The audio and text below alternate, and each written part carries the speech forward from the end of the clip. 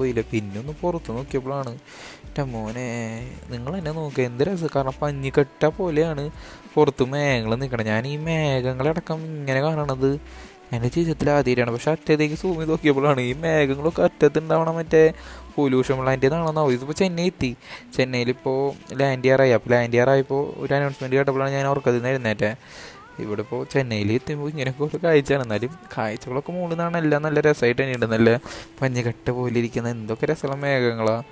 കൊള്ളാൻ എന്തായാലും ഇന്നത്തെ യാത്ര നേരം അടിപൊളിയായിരുന്നു. കുറച്ച് നേരത്തെ എത്തിയെന്ന് തോന്നുന്നുണ്ട് ഫ്ലൈറ്റ്. അപ്പോൾ അതുകൊണ്ട് 2 വട്ടം അങ്ങോട്ട് ചെന്നൈയുടെ മുകളിൽ കൂടെ കറങ്ങിയിട്ടാണ് ഫ്ലൈറ്റ് ലാൻഡ് ചെയ്തതാണ് എൻ്റെ ഒരു വിശ്വാസം. ഫ്ലൈറ്റ് ലാൻഡിങ് അതിഭയങ്കരമായ ഫ്രൈക്കുന്നെന്തോ എന്തൊക്കെ പൊളിഞ്ഞ താഴെ പോണ പോലെ ആയിരുന്നു ഫ്ലൈറ്റ് ലാൻഡിങ്. ഞാനും ഉണ്ടായിരുന്ന എല്ലാവരും നല്ലൊരു കുലുക്കും കുലുങ്ങി. നോർമലായിരിക്കും വേണമല്ലോ.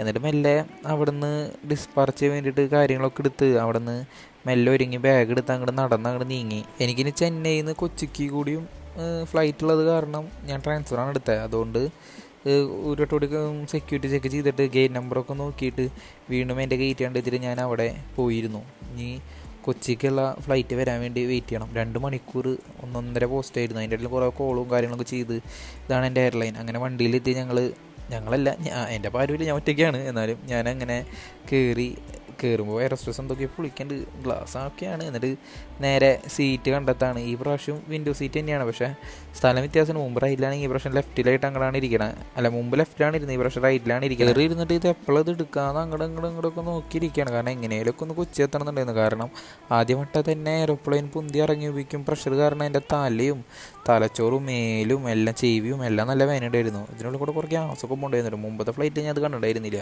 പിന്നെ കുറച്ച് മുമ്പ് എയർ ഹോസ്റ്റേഴ്സ് എങ്ങനെയൊക്കെ സാധനങ്ങളൊക്കെ ചെയ്യാമെന്ന് പറഞ്ഞിട്ട് ആ ഫ്ലൈറ്റും അങ്ങനെ അവിടുന്ന് ടേക്ക് ഓഫ് ആയി ഗൈസ്. എന്നെ സിറ്റി കൊള്ളാമല്ലോ, എന്ത് രസമാണ്. കാരണം കറക്റ്റ് നല്ലോണം തിങ്ങി കൂടിയിരിക്കണ രീതിയിൽ കണ്ട എന്ത് ഭംഗിയല്ലേ. എനിക്ക് നല്ല ഇഷ്ടമായിട്ട് ചെന്നൈയുടെ ഇവിടെ എത്തിയപ്പോൾ.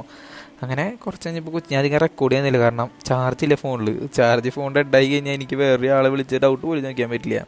അങ്ങനെ പിന്നെ ഞങ്ങൾ അധികം ക്ലിപ്പൊന്നും എടുത്തില്ല യാത്രയിൽ. പിന്നെ അങ്ങനെ എത്തി അവിടെ ഇറങ്ങി നടക്കലാണ്. കാരണം ഇതിൽ ബസ്സിലാണ് എയർപോർട്ടിൻ്റെ ഉള്ളിലേക്ക് പോകുക. അവിടെ നമ്മൾ ഇറങ്ങി കഴിഞ്ഞാൽ നിൽക്കണ ഇൻഡിഗോൻ്റെ ബസ്സിൽ കയറിയിട്ട് വേണം നമ്മളങ്ങനെ എയർപോർട്ടിൽ പോകാൻ. ഇൻഡിഗോൻ്റെ ബസ്സിൽ കയറി എയർപോർട്ടിലെത്തി. എയർപോർട്ടിൻ്റെ പുറത്തേക്ക് കുറേ നടന്ന് അവസാനം ഒരു ബിരിയാണി കഴിക്കാൻ വേണ്ടിയിട്ട് കടയിൽ കയറി. കുറേ നല്ല വിഷമമുണ്ടായിരുന്നു. ബിരിയാണി കഴിക്കാൻ വേണ്ടി ഒരു ബിരിയാണി കടയിൽ കയറിയിട്ട് നേരെ ഓട്ടോറിക്ഷ പിടിച്ച് അങ്കമാലി KSRTCക്ക് പോവാണ്.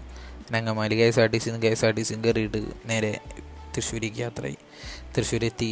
ഇങ്ങനെ ഉണ്ടായിരുന്ന എന്നെ ഞാനിങ്ങനെയാക്കി മാറ്റിക്കൊണ്ട് വീട്ടിലേക്ക് പോയി. അപ്പം ശരി.